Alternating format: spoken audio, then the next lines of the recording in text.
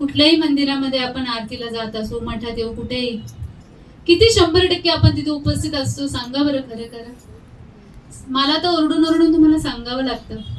महाराज बसले हो, बेंबीच्या देठापासून ओरडा, हा आवाज येत नाहीये. आज तर बालगोपालांनी तर कमालच केलेली. बालगोपालांसाठी एकदा टाळ्या होऊ द्या बरं का. खूप छान त्यांनी नामस्मरण केलं. आज आरतीला त्यांनी खूप छान साथ दिली.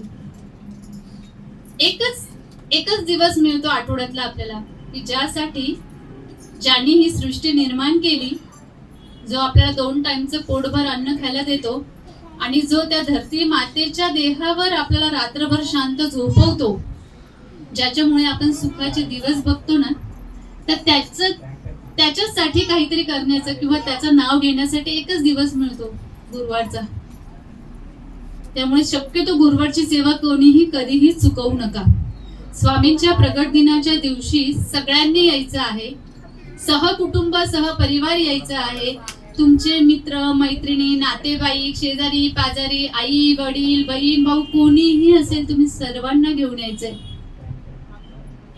आपल्या भगवंताचा जन्मदिवस आहे म्हणून किंवा प्रगट दिन म्हणून आपण जन्मदिवस इथे साजरा का करतो माहिती का? खऱ्या अर्थाने त्यांचं कार्य सुरू झालं.